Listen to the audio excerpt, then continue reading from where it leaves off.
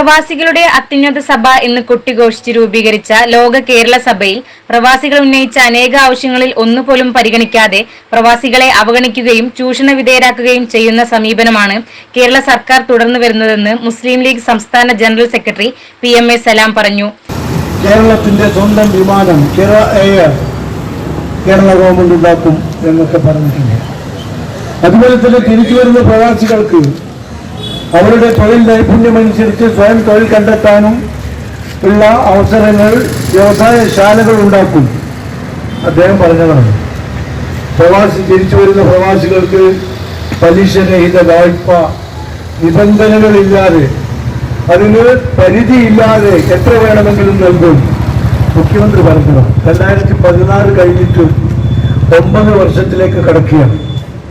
2 കൊല്ലം കൂടി കഴിഞ്ഞാൽ കൃത്യം 10 വർഷമായി. മൂന്നാമത്തെ തെരഞ്ഞെടുപ്പിൽ നേരിടാൻ പോവുകയാണ് മുഖ്യമന്ത്രി.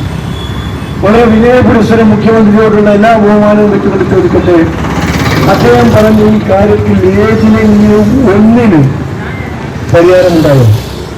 തിരൂരങ്ങാടി മണ്ഡലം പ്രവാസി ലീഗ് താലൂക്ക് ഓഫീസിന് മുന്നിൽ ചെമ്മാട് സംഘടിപ്പിച്ച പ്രതിഷേധ സമരം ഉദ്ഘാടനം ചെയ്യുകയായിരുന്നു അദ്ദേഹം. പ്രവാസി പെൻഷൻ പദ്ധതിയിൽ 60 പിന്നിട്ടവർക്ക് അംഗത്വം പോലും നൽകുന്നില്ല.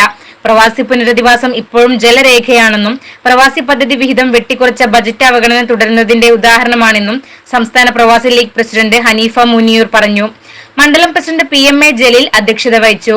Jafar K, Ibrahim Thachamad, Rafeeq Parakkal, Iqbal Kallungal, CH Ayyub, Isu Ismail, CH Aboobacker Siddique, block panchayat president Sajida തുടങ്ങിയവർ സംസാരിച്ചു.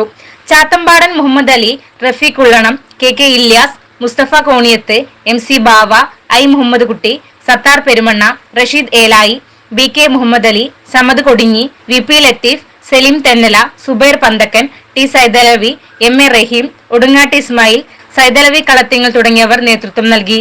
CTV news, Tirurangadi.